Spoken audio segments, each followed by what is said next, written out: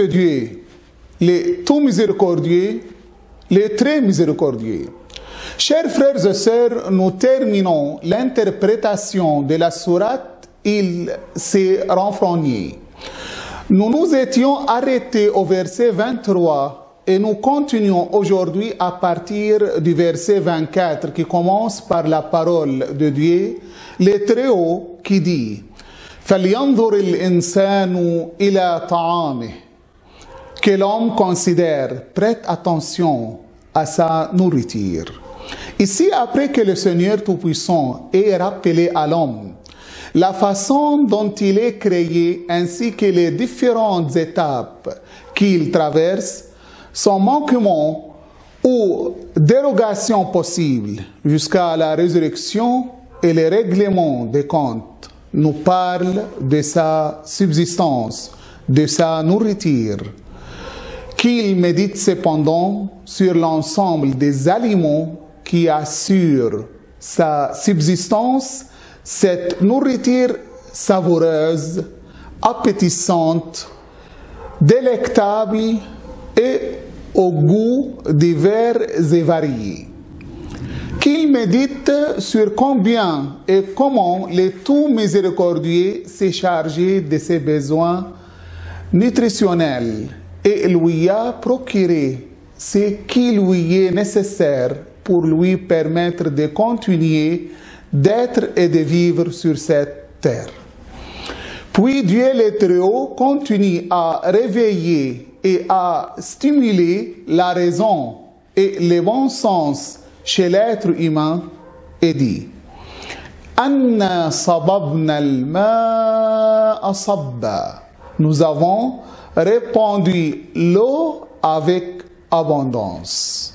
Nous avons fait descendre l'eau du ciel d'un niveau quantitatif élevé. L'avons déversé avec force et puissance sous forme de gouttes de pluie. Nous avons fait tomber du ciel une eau qui donne de la vie et qui fait renaître, une eau qui donne des forces et de l'énergie ainsi que du dynamisme et de la vigueur. Une eau qui vient en aide aux êtres vivants et aux autres créatures. ثم شققنا الأرض شقا. Nous avons fondu la terre de fentes qui conviennent. Nous avons fondu et déchiré la terre. Frayé un passage dans cette masse compacte, épaisse et dure, et avons fait traverser la végétation. En effet, lorsque le Seigneur, par sa toute-puissance, fait descendre la pluie, la végétation fend la terre et apparaît à la lumière du jour, quelle que soit sa rigidité et son aspect compact et dur. فَأَنْبَتْنَا فِيهَا حَبًّا. Nous y faisons pousser grains. Nous faisons pousser de la terre des catégories de grains qui peuvent constituer l'ensemble des fruits récoltés, des céréales que nous consommons seuls, en mélange ou agrémentés d'autres ingrédients ou aliments. وعنبا وقضبا وعنبا وقضبا. Vignes, légumes et plantes. En effet, le raisin appelle l'attention du fait de son importance et de son intérêt et pour tout ce qu'il renferme comme nutriments essentiels pour l'organisme ainsi que son caractère complet comme aliment pour l'être humain. Quant au mot qadba, il renvoie à tout ce qui est plante comestible, généralement potagère qui se consomme crue ou cuite. وزيتونا ونخلا, olivier, palmier. Aussi, l'olive est un fruit consommé vert ou mûr après une préparation et dont on tire une huile utilisée en cuisine. C'est aussi un aliment très riche en éléments nutritifs et fournit énormément de calories. Environ 75% des lipides de l'olive et de son huile sont sous forme d'acides gras monosaturés, encore appelés AGM. Et la consommation d'AGM est associée à une diminution du risque des maladies cardiovasculaires. De même que la date contient des éléments nutritifs qui jouent un rôle essentiel et ont des effets sur la construction d'un corps humain solide qui aide l'homme dans sa vie. وحدائق غلبة, jardin touffi. Hada'iqa est le pluriel de hadiqa, qui signifie jardin. C'est un terre délimité, cultivable et bien culturé, dans laquelle il y a de l'eau et des arbres, dont la partie supérieure est large, et solidement déployée. وفاكهة وأبا, fruits et herbage. Des fruits aux formes, tailles, goûts et couleurs diverses et variées. Quant à Abba, c'est une plante utilisée comme fourrage, tel l'herbe et les feuillages destinés à l'alimentation des animaux domestiques. متاعا لكم ولأنعامكم, comme subsistance pour vous et vos bestiaux.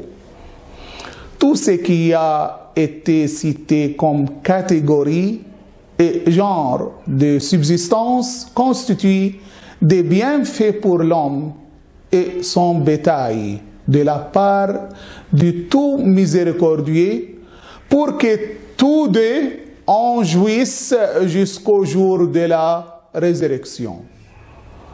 Chers frères et sœurs, le récit nous plonge à nouveau au jour du jugement et dit فإذا جاءت الصاخة, quand viendra les fracas. Les fracas est le second cri ardent de la trompette, qui est le signe phare du jour dernier, jour où les créatures sont ramenées à la vie à nouveau après leur mort. C'est le signe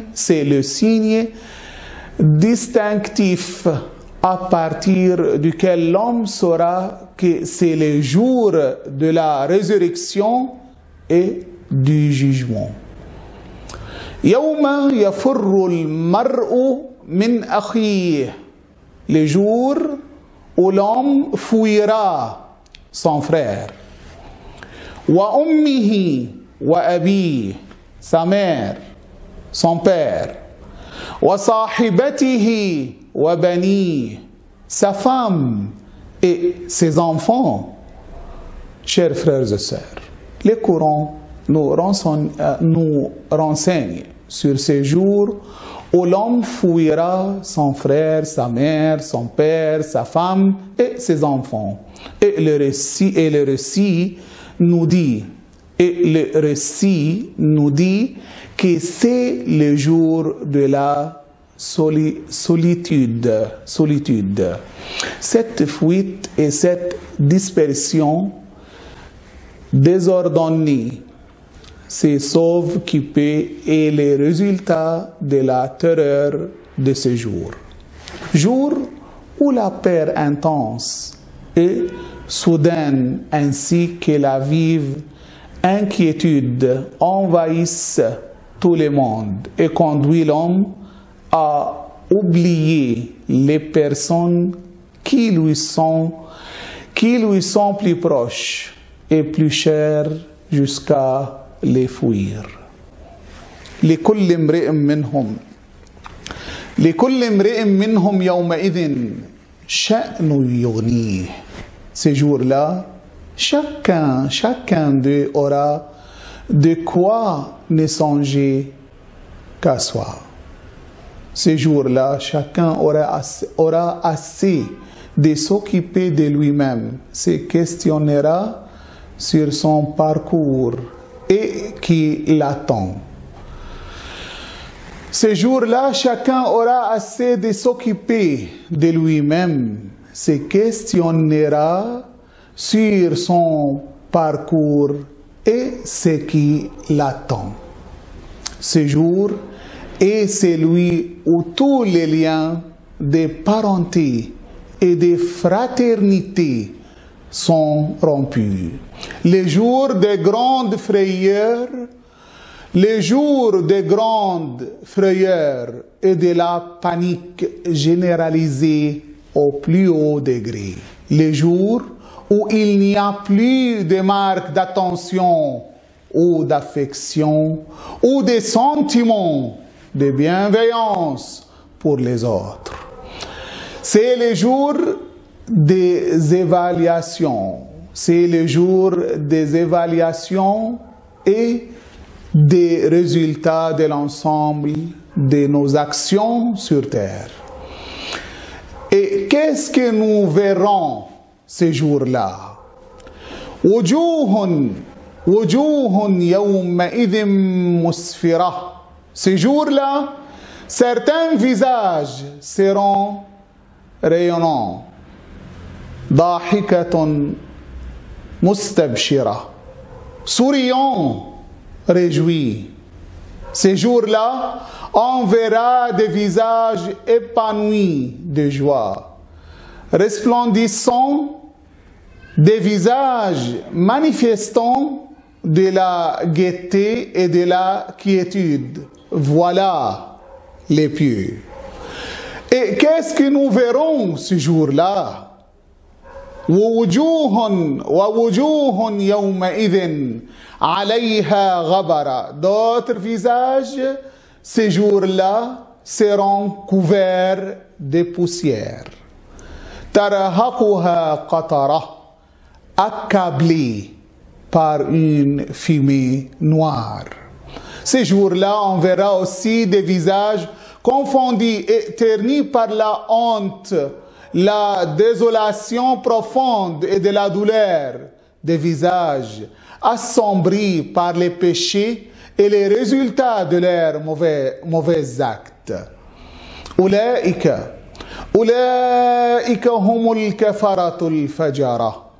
Ceux-ci sont les impies et libertins. Ces visages sont ceux des idolâtres, criminels, hypocrites et autres, ainsi que ceux des corrompus. Ces visages sont ceux de ceux qui n'ont pas cru en Dieu l'unique et qui l'ont montré, démontré et pratiqué. Chers frères et sœurs, ainsi se termine la sourate. Il s'est renfrogné par la division des hommes en deux groupes. Un groupe formé de fidèles qui auront les visages resplendissants de lumière, dont la joie et le bonheur y seront tracés et qui auront le paradis pour demeure éternelle. Un deuxième groupe formé des incrédules qui auront les visages couverts de poussière et enveloppés de ténèbres, et qui auront l'enfer pour demeure éternelle. Chers frères et sœurs, nous vous donnons rendez-vous dans la prochaine séance, dans la prochaine sourate, avec la permission de Dieu, les Très-Hauts. Wassalamu alaikum wa rahmatullahi wa barakatuh.